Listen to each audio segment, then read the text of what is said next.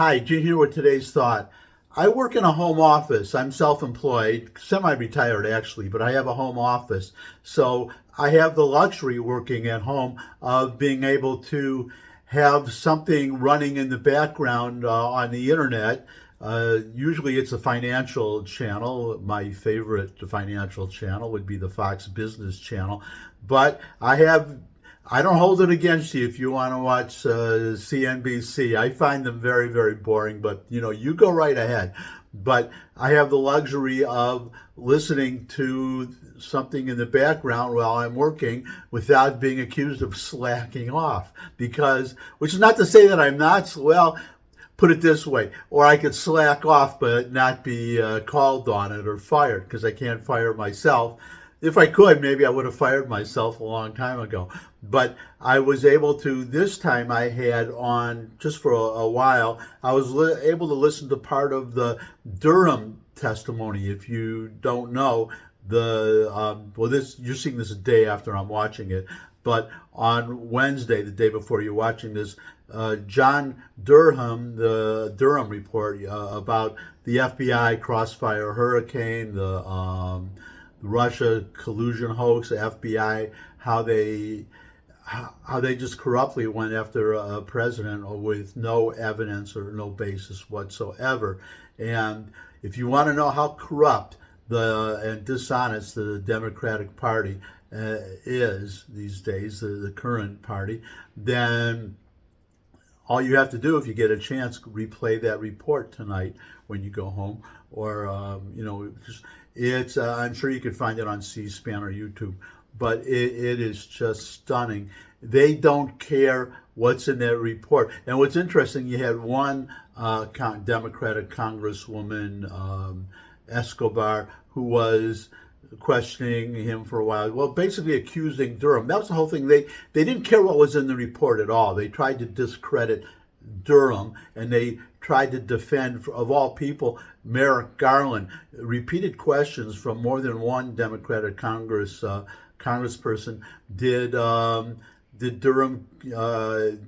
Garland interfere with your activities, with your investigation? And he said no, they didn't, because he didn't. But so what? What's the point? Yeah, they didn't interfere, and he issued the report. Durham is not the FBI. Garland is not the FBI.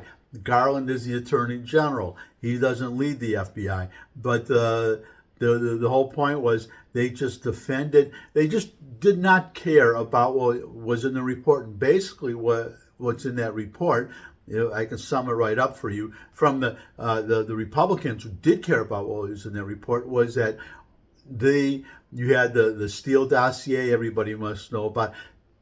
People came to the FBI with quote unquote information about possible or evidence of collusion, of a conspiracy between Russia and the Trump campaign in 2016 to win the election for Trump.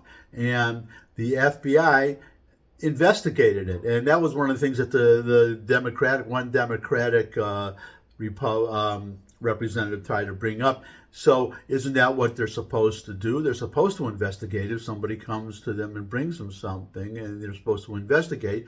So what's the problem? That was their biggest offense. And sometimes, like this Escobar, she didn't use up all her time. She turned over to all the people, the remainder of her time, to Adam Schiff, who is the last person that you would want, I would think. I mean, I could go all day on how dishonest he is, but the point, that's why he was taken off the Intelligence Committee, and he's still on this committee. He was only taken off, this is the Judiciary Committee, but he was taken off the Intelligence Committee precisely because he lied repeatedly about this Russian collusion hoax, saying that there was lots of evidence that it was real. But getting back to the FBI, well, are they supposed to investigate? And Durham made the very important point that one of the Republican representatives who does care about it, actually it was Van Drew, I think.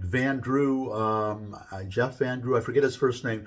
He's a representative from New Jersey, but he is a former Democrat. He was a Democrat who switched to the Republican Party because he was so disgusted with the corruption and dishonesty of the Democrats, and he asked the obvious question. Well, and Durham explained that when somebody brings information or an allegation to the FBI, before you investigate, you don't investigate the allegation, you investigate the information, you corroborate the information, you interview people to see whether the information is credible before you launch an investigation.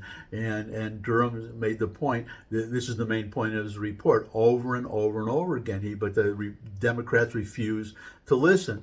That he said the FBI never corroborated anything. Say something came in about Carter Page being a Russian asset, and the FBI never even talked to Carter Page, or I believe there was Papadopoulos. All these people that from supposedly this information was coming from, and the FBI never even spoke to the actual people to corroborate the information or to find anybody else that could corroborate it or any documentation. They never attempted to corroborate anything, and as Durham testified, all of these allegations, everything only went one way, which was to indict Trump. I don't mean legally. I don't mean physically. Indict him as that was what they wanted us to lead to. But what I mean, just figuratively, when someone says something and you say that they're lying, then you're indicting, or they did something bad, then you're indicting them just as a figure of speech. They wanted anything. He said specifically, Durham said specifically, any information that they did, not only did they not corroborate information that supported this Russian collusion narrative, but anything that disputed that was ignored. So anything that was consistent with this narrative that they were trying to push because they wanted to get Trump, that came out very clearly. They wanted to get Trump, and anything that would help them do that, they just took it at face value and they never corroborated it. Anything that would contradict that narrative, they didn't corroborate. Not only did they not corroborate it, they ignored it. So the stuff that hurt Trump, they just went with that without question, and the stuff that would the exculpatory evidence, they would just ignore it, wouldn't even look at it. Never mind corroborate it, they wouldn't even look at it. And the Democrats, all they did was just attack John Durham. Did you discuss this or that? And you say, no, I didn't. And it was improperly. One thing they said, well, when you were when you filed these charges, this one indictment, I think it was of Danchenko, but of somebody. Actually, it wasn't Danchenko, but one of the two prosecutions, Sussman, I think it was. They said. Was that too broad? Here's what Donald Trump said, and Trump said something, well, this is going to lead somewhere else, it's a conspiracy, yada, yada, yada. And Durham said, well, no, I followed the facts. I issued a proper indictment, and I didn't give any thought to what Donald Trump would say about it because he's not supposed to. But that was the kind of questioning that Durham got from the Democrats. I didn't watch the whole thing, so I could be wrong. I want to be fair. But from what I did watch, because it went on for a long time, and I do have to work occasionally, even though I can't fire myself, I have to get some work done. So that's why these videos are so quick and short. And just a thought, because I do them in the middle of my workday, and I can't talk more than a few minutes, and I can't edit and put all the fancy titles and stuff like that in. Once in a while I'll put something in if I have to. But they that was the line of questioning was just to like the ones I just gave you as examples. Nothing about the substance of the report. That's how corrupt and then we have couple that with the sweetheart deal for Hunter Biden. And the Democratic Party exists for only one reason, and that's to elect Democrats and to have absolute power. They don't care if the person is senile, like Joe Biden, or had a stroke. And I'm sorry, he had a stroke, but John Fetterman does not belong in the Senate. He obviously is.